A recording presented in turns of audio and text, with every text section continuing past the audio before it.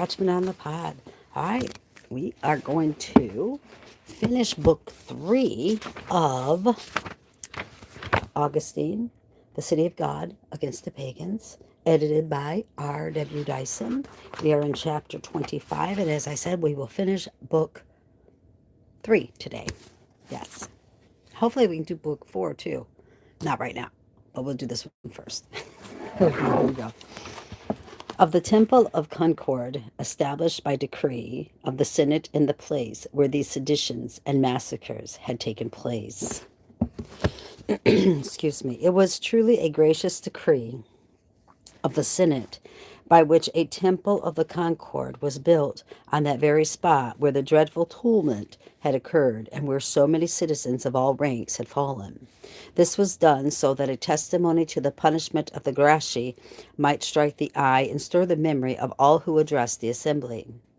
But what else was it than a mockery of the gods to construct a temple to that goddess who, had she been in the city at all, would surely not have suffered herself to be torn by such dissensions? And this is in parentheses. Although it may be, of course, that Concord herself was to blame for this crime, because she had abandoned the minds of the citizens, in which case she deserved to be locked up in that temple as though it were a prison.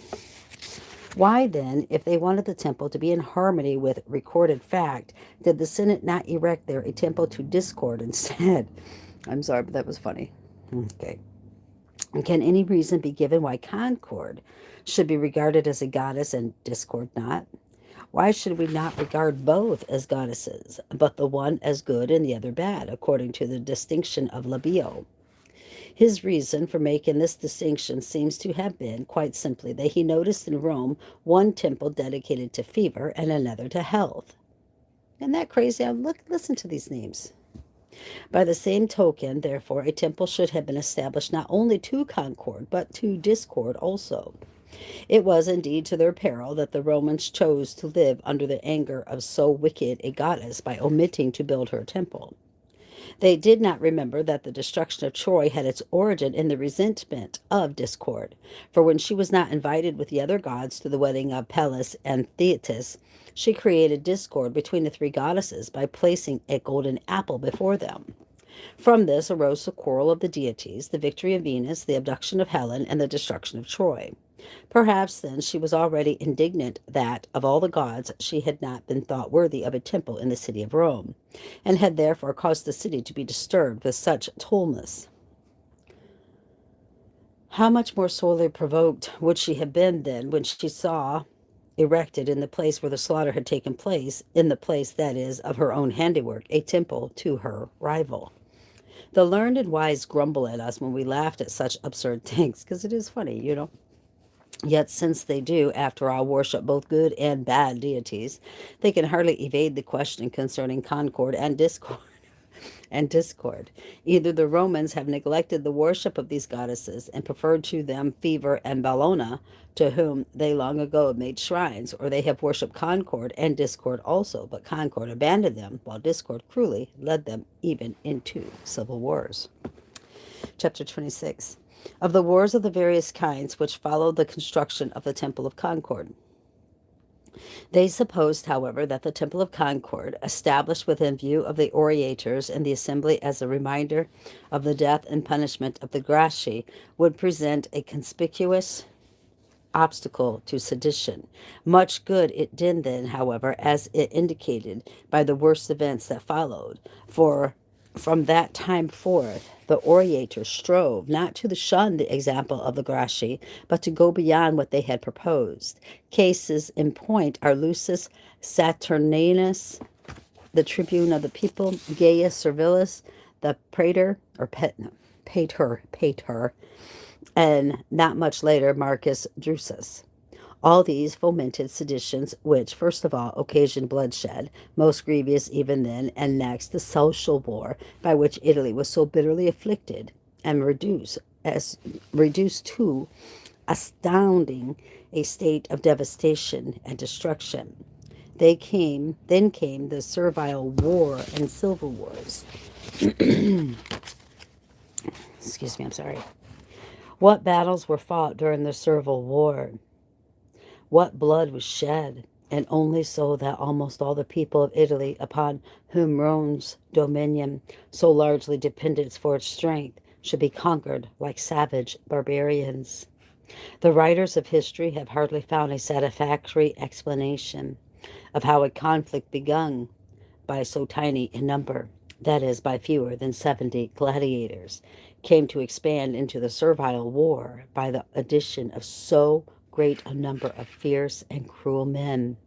Men who then defeated many generals of the Roman people and laid waste cities and whole regions.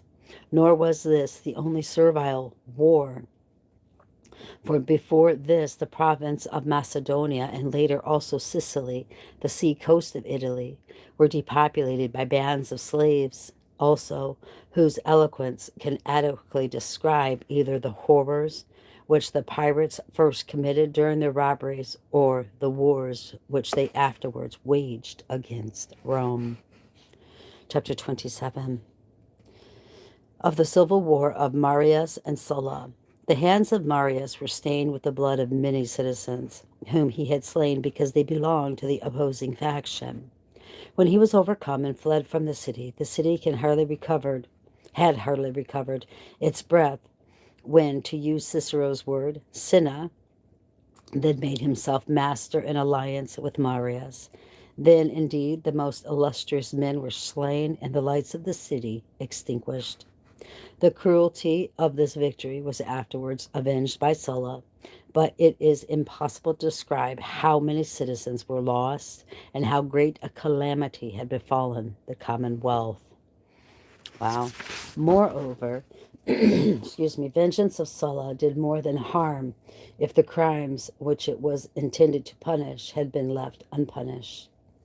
Of this vengeance, Lucan says, the remedy went beyond its proper measure and too closely resembled the disease. The guilty perished, but those who survived were guilty also.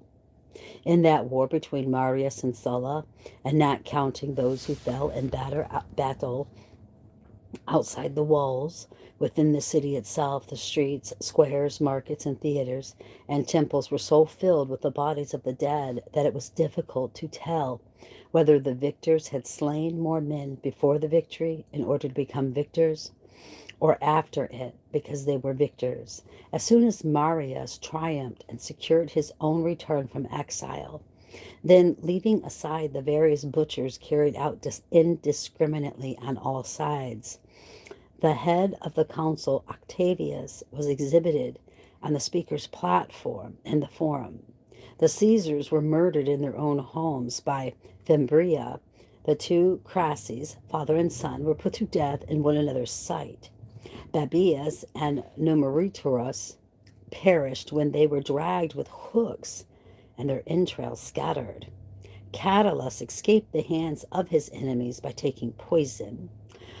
Merula, the flamen of Jupiter, cut his veins and so poured out a libation of his own blood to Jupiter. Moreover, every one of those whose salutation Marius refused to accept by offering his right hand was at once cut down before his very eyes. Wow. I don't know. Chapter 28. One of the nature of Sulla's victory, which avenged the cruelty of Marius. Then followed the victory of Sulla, which was, no doubt, a vengeance for all this cruelty. Although the blood of so many citizens had been shed to secure this victory, however, hostility continued even when the war was over, and the ensuing peace was more bloody than ever. To the earlier and still recent slaughters of the... He scares me when he does that. Charlie, stop it. Stop it, come on, buddy. You just rest. You make my heart jump like crazy, man. Where am I at? Okay, to the earlier and still recent slaughters of the elder Marius, the younger Marius, and Carbo, who also belonged to the party which supported Marius, were added still more grievous ones. What is that noise? That's a loud noise. Okay. When Sulla approached, and they despaired not only of victory, but even of its life itself, they filled the world with massacres of their own. In addition to the slaughter spread far and wide on every hand, they laid siege even to the Senate, and its members were led forth from the Senate house itself, as from a prison, and put to the sword. Mucius Scaevola, the pontiff, was slain, even though he clung to the very altar of the temple of Vesta. So they were called pontiffs to the false gods. Isn't that something? Think about that, huh? Let's see. The most sacred of all shrines in the estimation of the Romans. With his blood he almost extinguished that fire which ever burned under the perpetual care of the virgins. Sulla then entered the city victorious, and in the Villa Publica, not in combat, but by command, laid low 7,000 men who had surrendered, and who were therefore certainly unarmed, and this when peace, not war, was raging. In the city at large, also, each of Sulla's men smote whom he pleased. The deaths were so numerous that they could not be counted, until it was suggested to Sulla that a few ought to be allowed to live, so that there might be some people for the victors to rule over. The furious license to slay now here, now there, indiscriminately, was then withdrawn. To the accompaniment of great rejoicing, there was produced a list containing the names of 2,000 men of the highest rank, that is, of the Esquarian, hold on, Esquarian, I can't say that word, guys, I'm so sorry, Esquatrian and senatorial orders, like when they do, I don't know, I'll stop, who were to be slain and proscribed. Equestrian, thank you, Father. The number brought grief, but the limit brought consolation. Sorrow for the many who were to be slain was less conspicuous than the joy of the remainder who were set free from fear. But even the remainder, unfeeling in their security as they were moved to bewail the plight of some of those condemned to die. For a certain man was torn to pieces by the hands of the executioner without swords. Men tore a living man apart more savagely than the beasts are wont to rend an abandoned carcass. Another man had his eyes dug out and his limbs cut off piece by piece, and was so forced to live a long while, or rather to die a long while, in the midst of such tortures. Certain noble cities were sold by public auction as though they were private estates, and one was condemned to be totally destroyed, like a single criminal sentenced to death. These things were done in time of peace, when war was ended.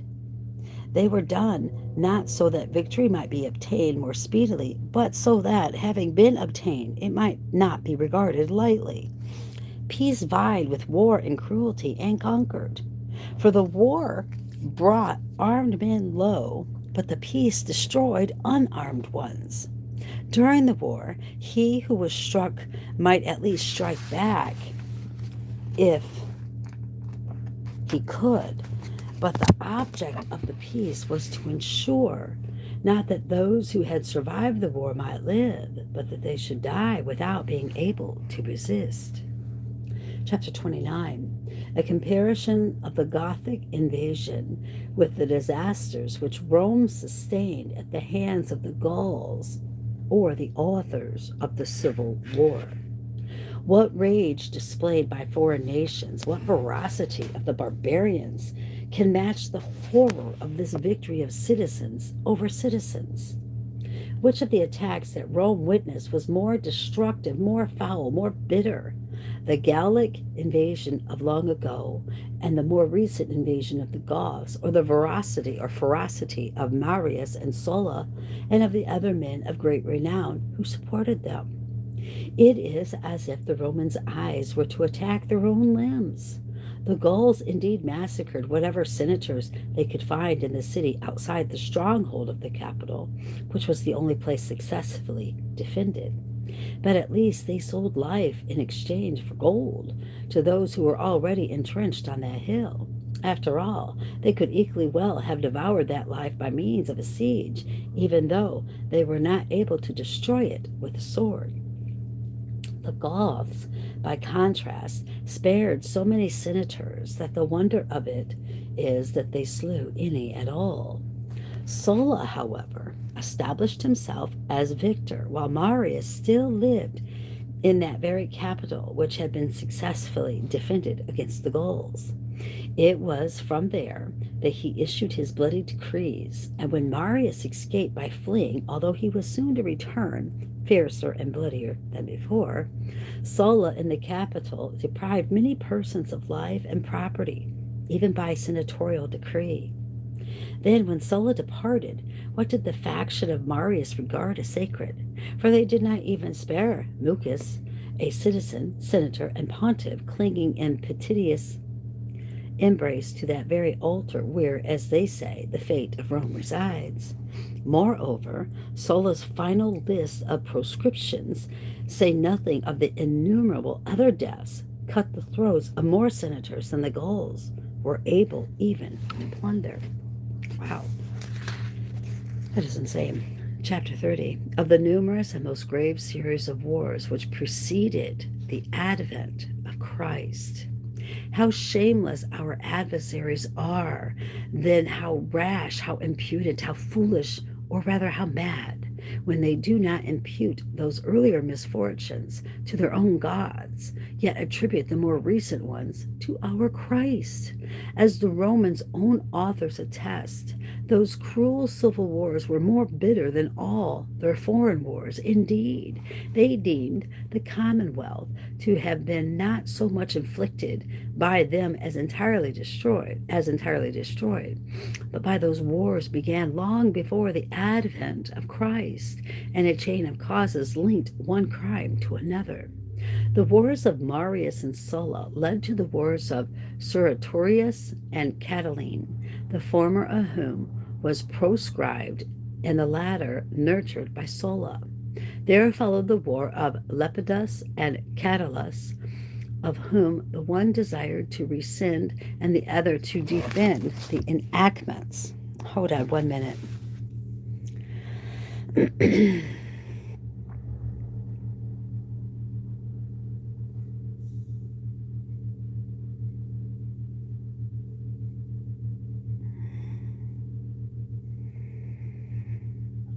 Okay, I'm so sorry. It was the phone. There followed the war of Lepidus and Catulus, of whom the one desired to rescind and the other to defend the enactments of Sulla. Next again came the wars of Pompey and Caesar. Pompey, on the one hand, had been a supporter of Sulla, whose power he now equaled or even suppressed. Caesar, on the other, could not bear the power of Pompey, but only because he did not have it himself. Yet he exceeded it in turn when Pompey was defeated and slain. These wars then led to another Caesar, afterwards called Augustus, in whose reign Christ was born. Augustus himself waged many civil wars, and in these also there perished many men of the greatest renown, among them Cicero, a man most skilled in the art of governing a commonwealth. Gaius Caesar, indeed, when he had vanquished Pompey, had exercised his victor's power with clemency towards the citizens, and granted both life and honors to his opponents. He was, however, suspected of wishing to be king, and so certain noble senators conspired to defend the liberty of the commonwealth and slew him in the very Senate house. Next, there appeared as a successor to his power a man of very different character, stained and corrupted by every vice, Antony, who was vehemently resisted by Cicero in the name of that same liberty of the fatherland. Then emerged a young man of remarkable character, that other Caesar, the adopted son of Gaius Caesar, who was afterwards, as I said, called Augustus. This youthful Caesar was favored by Cicero in order that his power might be nurtured in opposition to Antony.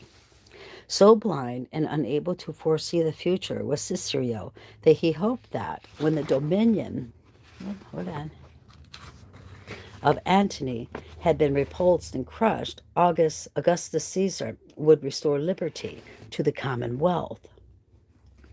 But when that young man, whose honor and power Cicero had promoted, had made a kind of alliance with Antony and subdued his own rule, that very liberty of commonwealth on behalf of which Cicero had issued so many warnings, he allowed Cicero himself to be slain. Chapter 31. How impudent are those who, because the worship of the gods is not allowed, attribute the misfortunes of the present time to Christ, even though such great disasters also occurred when the gods were worshipped. Let those who are ungrateful to Christ for his great goodness accuse their own gods of this great evils then.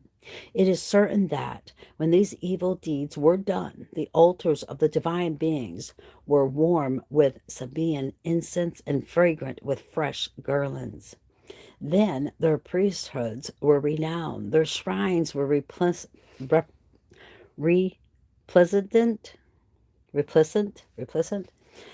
there were sacrifices, there were games, there were ecstasies in the temples.